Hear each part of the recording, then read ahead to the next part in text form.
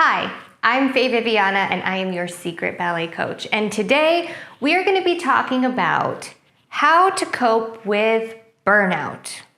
Dun, dun.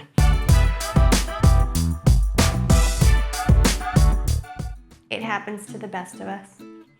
So this actually is coming from a student I worked with this week, who, of course, identity shall remain secret. But it made me think about how many times when I was dancing professionally, I experienced this.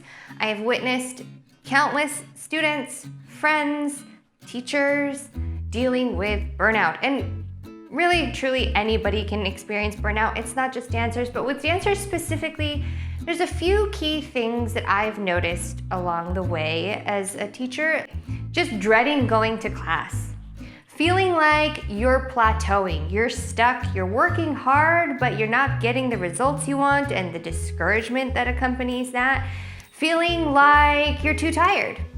And if you had to take a class another day, you could simply cry. Maybe you're crying right now. Maybe you're crying during class, which I actually think is okay, but maybe your school doesn't think that's okay. So maybe you're going through a lot and you're struggling with how to keep going, right? So burnout happens to everyone at various times in your training, in your life, in your career. But here's a couple things that I have seen help a lot when it comes to burnout. 5 things. First, the difference between vertical and horizontal comparison. All I can tell you is that vertical comparison is the only way to go. Horizontal comparison never helps you. What do those things mean? Vertical comparison is where you are looking in a vertical line at your progress. So you are looking at you yesterday, and you tomorrow, and that's it. You are just focused on your own progress. Horizontal comparison means you're looking on a sideways line. The girl next to you, the girl on YouTube, that kid on TikTok, the girl over there that just won some crazy award in another country. You're only comparing yourself to horizontal measurements. You're not comparing your progress based on whether you got better from you yesterday. You're comparing your progress with whether you got better compared to that person over here. And let me tell you, I've never, ever seen anyone thrive when they're wrapped up in horizontal comparisons, right? So I would encourage you, if you're feeling really burned out, take a look at what you're looking at for yourself. Are you comparing yourself to all the other girls in your class and how you stand ranked next to them? Or are you comparing yourself with how you danced yesterday and genuinely wanting to improve on that? Because that's the only thing that's actually in your control. And the reason vertical comparison is so much healthier than horizontal comparison is because you can actually control that. You can't control what other people do or how fast or not fast you progress in comparison to them. And that feeling of being out of control makes you unhappy. It makes anyone unhappy, right? But vertical comparison gives you control over what you do now and what you choose to do tomorrow.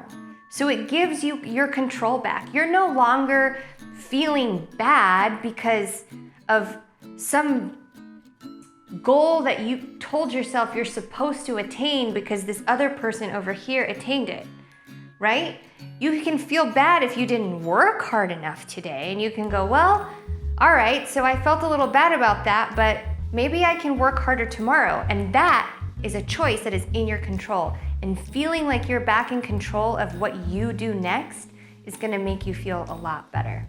So that's number 1. Check yourself. Are you vertically comparing or are you horizontally comparing? Be a vertical comparison person. 2, one of the things I notice about people struggling with burnout is that their goals are often not their goals. It's their friends' goals or their mom's goals or their teacher's goals. But the goals that they're working hard for actually aren't as important to them. They've taken on somebody else's goals and tried to make it important. And that doesn't really work because your brain knows if something is or isn't important to you. The same way your brain knows if you're about to eat something that you don't like. right? Like if you don't like mushrooms, you're not gonna be able to tell your brain like, yeah, I do, and then eat mushrooms and be like, yay, because your brain is like, no, maybe we don't wanna eat mushrooms, so stop that, that's rude, right? So basically it's the same thing happening. If you take on somebody else's goal as your goal, you're gonna end up feeling really unhappy. The efforts required to achieve that goal will slowly start to feel not worth it anymore. Because at the end of the day, that goal just might not be that important to you. So maybe your friend has a goal that you kind of started to pick up as your goal, but it's actually not that important to you. And then working really hard to achieve your friend's goal, even if it's a goal that's technically for you, but it's just the same goal that your friend has, it just might not do it for you. And after a while, that feeling of working for something that doesn't actually have what's called intrinsic value, that means a lot to you internally, something that doesn't have intrinsic value is going to become a cause of burnout. The effort required just won't feel worth it. So check yourself on that. Are the goals you're working so hard for, that you feel so burnt out doing, are they actually things that you want to do? Or are they things that you've taken on that other people want you to do? So think about it, because probably if you make sure that all of your goals are things you want to do, that burnout will start to go away. One common thing that I see being mismatched on people's goals is whether or not they want to be professional dancers. There are some schools that really emphasize, we're just here to have fun, which is great. I'm not putting that down. There is absolutely a need for those studios. But if your goal is to go pro and you go to a school that's like absolutely not gonna give that to you, you're probably gonna get unhappy there. And vice versa. If you go to a school that is like, everybody here is a bunhead and we are serious and we kick butt at competition and we're gonna go pro, every single one of us. Well, if you're in it because you just like to exercise and like ballet is fun, you might not be very happy at that school. So that's also a way that you can be accidentally taking on outside goals as your own. And that might mean you need to look for a new studio, or you need to have a conversation with your teacher about your goals and say, hey, I want to come here because all my friends are here and I absolutely love this studio, but I'm not interested in going pro. Or maybe I'm interested in getting into college, but I actually want to be a doctor. Or I absolutely want to go pro and I have to seek training elsewhere in order to achieve that goal. But thank you for the foundations that you've given me. It might be a conversation you need to have, so just keep that in mind. 3, this one is very ballet specific, but I think that a big reason burnout happens is because people lose sight of what ballet is for them. So usually when you first start learning ballet, it does something for you. Whether it makes you happy, or you love the music, or you like the costumes, or you like the stories, or you love getting to see all your friends at ballet class every week or every day, right? There's a joy you get out of something, and that's usually why we start dancing more and more, because it really does, it gives us something back. That's what's cool about art. But once we get really, really into it, sometimes the amount of work and the stress and the pressure of trying to get better, it kind of swallows that up, and we lose sight of what it was in the first place that really gave us all that joy. So I would encourage you, if you're feeling burnt out, to take a look at what that might be for you. For example, for me, even after my injury, even after I lost my career and I couldn't dance professionally, once I was able to walk again and I was healing from my surgery, all of that, I found that I actually still loved doing bar. I loved doing bar for myself, even if it was alone, in the dark, in my own living room. I loved it. I needed dance because for me, dance since I was a child not only gives me joy, it brings me peace. So when I've had a bad day, or I got in a fight with my friend, or I did really poorly on a test, or I didn't achieve something that I really wanted and I'm dealing with negative emotions like disappointment or frustration or anger, for me, Giving myself a little bar and dancing makes me feel better. So that's what dance is for me. And because I know that, I can always come back to that place, and dance can provide that for me. It can give me that gift back. So for you, it might be different. It might be like that it gives you some calm or peace or whatever, but it also might be that you like to see your friends. Or it might be that you really like dancing to the music. Maybe you love the classical music, or you love doing ballet but to not classical music.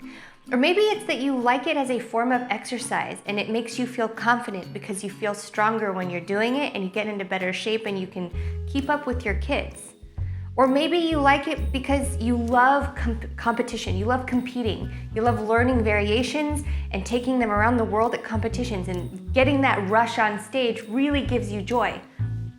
There's no right or wrong answer, but it is important to remind yourself what that thing is, because that's ultimately what's gonna make it worth it for you to show up every day and work that hard. Because let's face it, dance is hard. It's not that easy. If it was easy, everybody would do it. Number 4, watch your judgment of what you say in your head about other dancers. Yes, so what I've noticed is that the dancers who are the hardest judge on other dancers are also the most unhappy. And I think that that's because most likely, if you're being that harsh on other dancers, you are being even more harsh somewhere inside to yourself. Or you're feeling equally bad in some way about yourself. And that negative spiral of being mean out there and then turning it and being mean in here is going to get exhausting. And when you're tired and you're exhausted and all the comments around you, coming out of you, to yourself are negative, you're gonna feel burnt out. Because guess what? It sucks, and you've created that for yourself. Or maybe you're friends with somebody who's really negative and you've kind of picked that up. You can stop that today. It's a choice. So be careful, notice it. If you say really harsh things in your head about what other people are doing when they dance, most likely you are saying those things to yourself, and over time you will burn out because nobody wants to be around that, including you. So try being nice. Try looking at the good thing. Wow, she got a lot better. Oh, look at that. I did too. Crazy how much more fun it becomes when you're focused on the growth that you're experiencing, not all the things you hate that you're experiencing. Try it, I promise you. It will make a world of difference. And 5th, take a break. I know that sounds a little bit silly and overly simplified, but the truth is sometimes you just need to take a break. And there's a fear for some dancers around taking a break because of this worry that they're going to fall behind. This goes back to the first point of horizontal versus vertical comparison, right? Fall behind to who? Guaranteed, the people next to you in class. There's nothing wrong with taking a break. There's nothing wrong with taking a long break. Whether you're recovering from injury, you're just burnt out, your family wants to go on a vacation, you want to go visit colleges, whatever the reason, or you just need a break. Take one. Dance will always be there when you get back. If you're worried about staying in shape on your break, you can do other things to stay in shape while still taking a break from dance. You don't have to take a super long break, or you can take a super long break. My point is, if you're experiencing burnout and you're questioning why you dance and why you drag yourself to class and why you work so hard and why you've plateaued and things just feel so hopeless, take a break. Like, go binge watch your favorite show. Go read that book that's been sitting on your shelf for like 3.5 years. Go learn how to make pasta, whatever. But take a break because you probably need it. And dance isn't going anywhere. Thank God, because we love it. But it's not going to be detrimental to you to take a break. And if you have coaches or teachers that give you that kind of pressure, you maybe need to talk to them about it and just say, hey, I'm feeling really burnt out. I need to take a break. I guarantee that if you come back refreshed and ready to go, you will make more progress because you took a break than if you just keep pushing on through even though you're miserable and your body hurts and you feel like crap. Because how are you gonna do your best work if everything feels like crap, mentally, physically, emotionally? So don't be afraid to take a break, all right? So these are the things that I've seen as the most common reasons that burnout happens. And there's nothing wrong with feeling burned out. It doesn't mean you're not dedicated enough. It doesn't mean that you don't love it enough. It means you're burnt out. And it happens to everyone. And sometimes, if you don't have a choice, if you're a dancer in a company and you have to go to work tomorrow and you are burnt out, maybe you need to find another reason to take a break in another way. So maybe you can't skip work. Cool, got it. You got bills to pay and you got things to do, I get it. But also, maybe there's something you can do differently for yourself. Like find a new playlist. Try taking class to some hip hop. You know, do your crunches and your core strengths to some stand-up comedy. I don't know, do something to change it up. Make yourself laugh. Don't take yourself so seriously. You got that far, you're in a company, you're dancing, you're having the time of your life, whatever, or you're supposed to be, and you're having a hard time facing tomorrow. Do something to make it fun for you. I guarantee it's not going to be the end of your career. You won't be punished for enjoying yourself a little. Maybe it's time you did. So that's for all you company girls out there.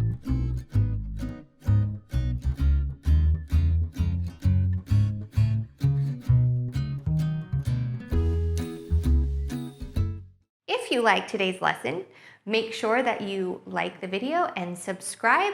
If you have any other topics or questions you'd like me to cover, please email me at secretballetcoach@gmail.com.